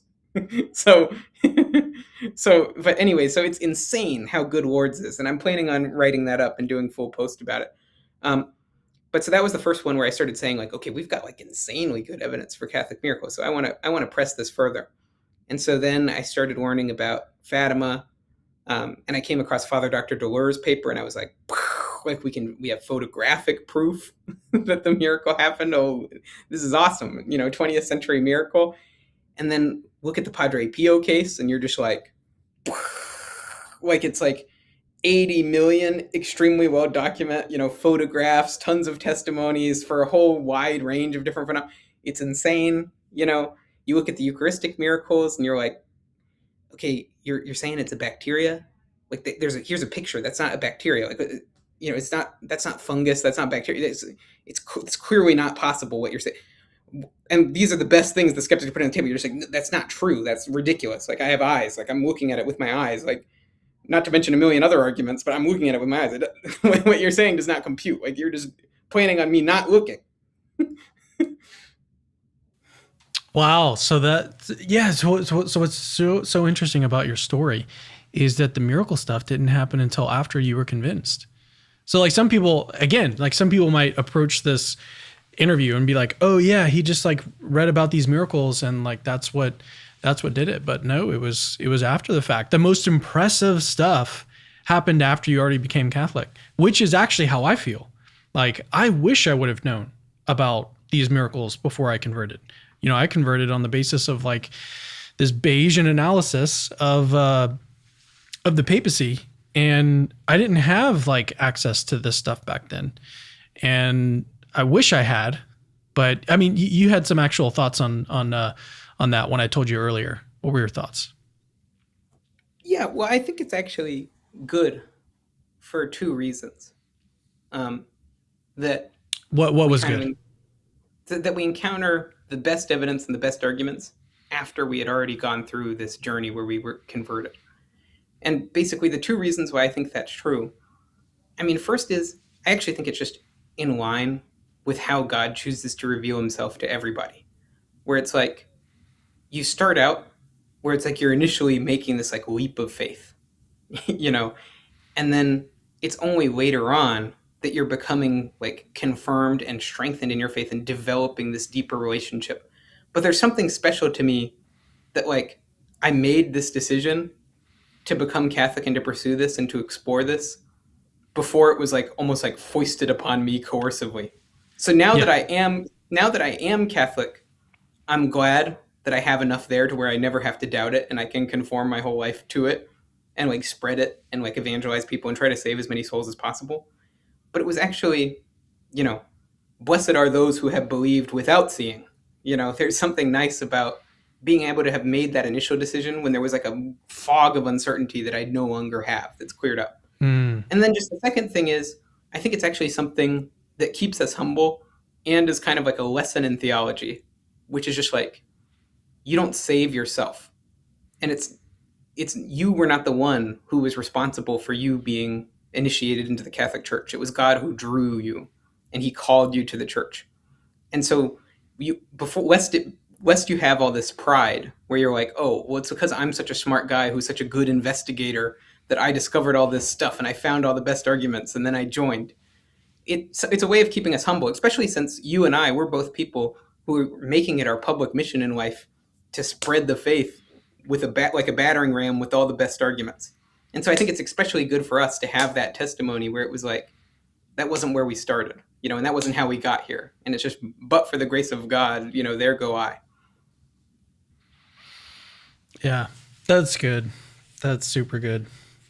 Let's take a few more super chats, and then unless you have anything else on your story, we can start to wrap up. Yeah, no, that's great. Yeah, let's just do a few super chats. Cool. All right, Mr. Keeps on Ticking has another one. By the way, I'm Catholic in part thanks to you guys. Just wanted to answer for the alien crowd. Any take on the Mormon-Cath war on X? Yeah, I think well, first of all, that's super cool that we played any part in you becoming Catholic. So, yeah, that's incredible. As far as the Mormon-Catholic war on X, I think it's sort of subsided.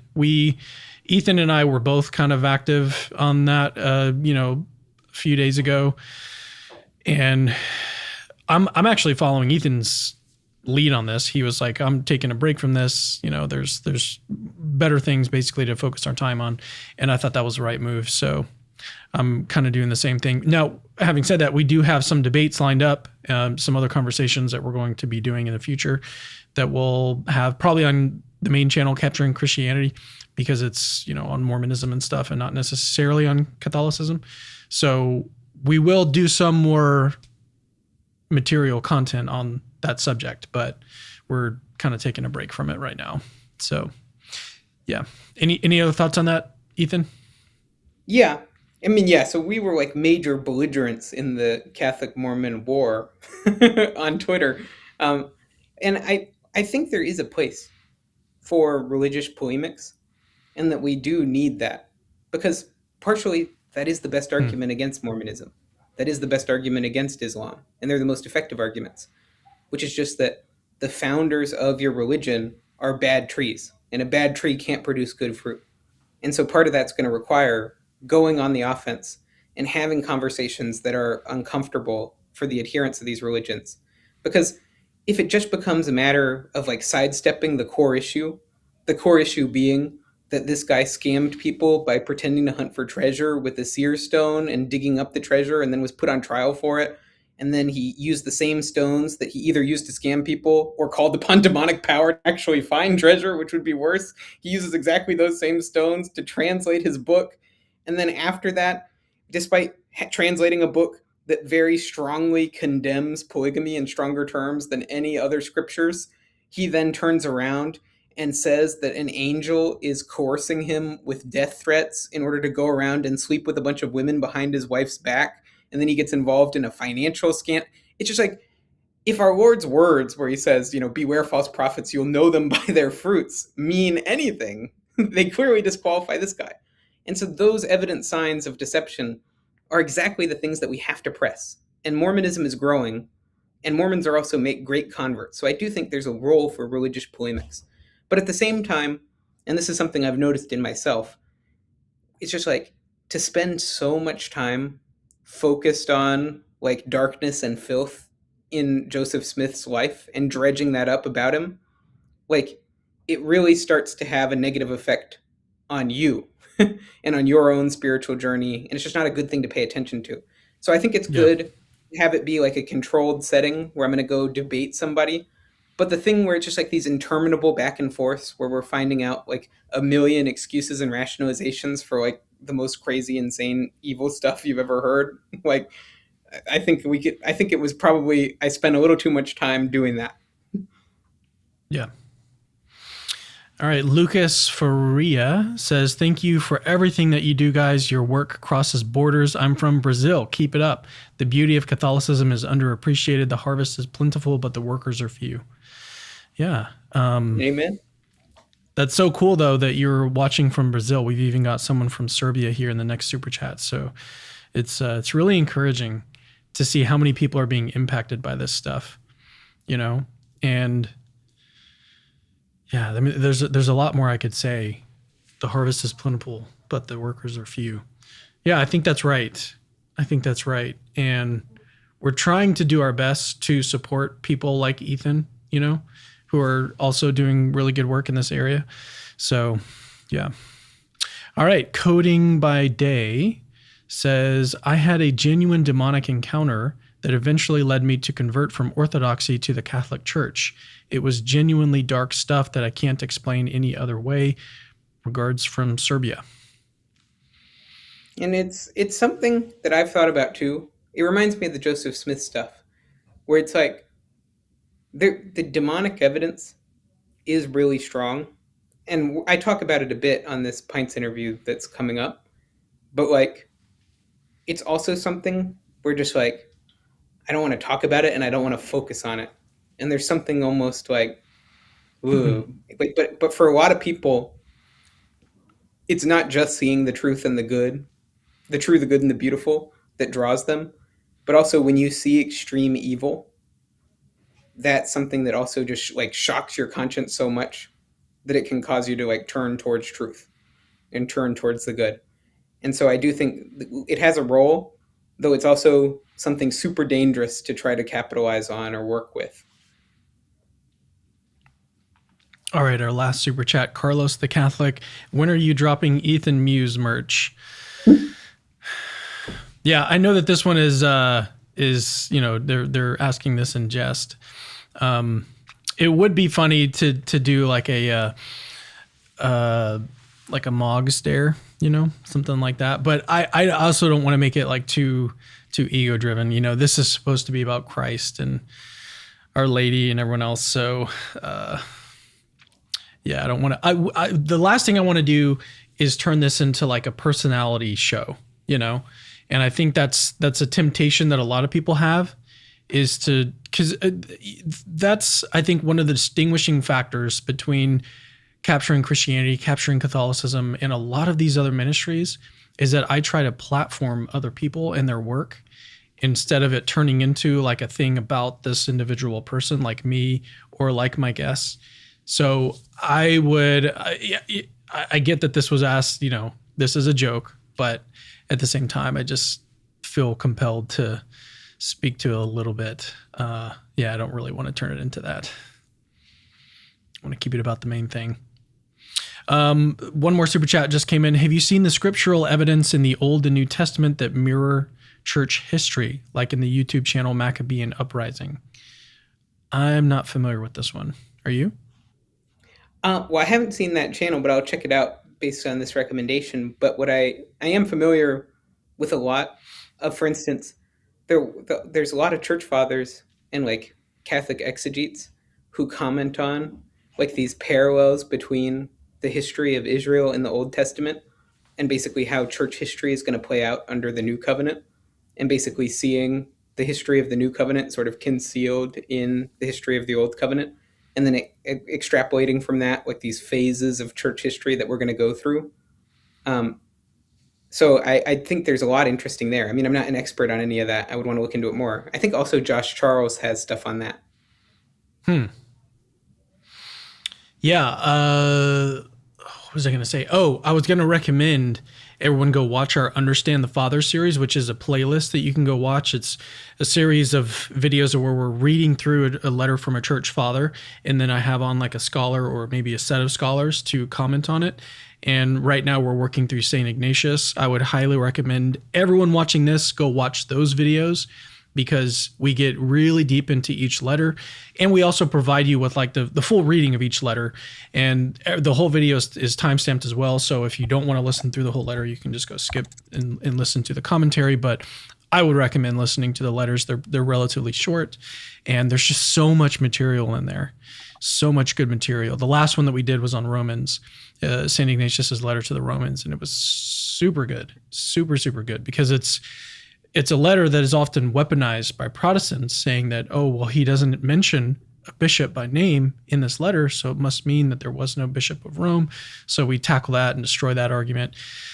Destroy it in the rhetorical sense, We talk about all the reasons why that's not true if you actually look at the details of the letter. And, I'll just mention one thing from that letter that really stuck out to me, which was the part in the salutation in which he talks about the Roman Church being free from every alien color. In other words, being free from any heresy.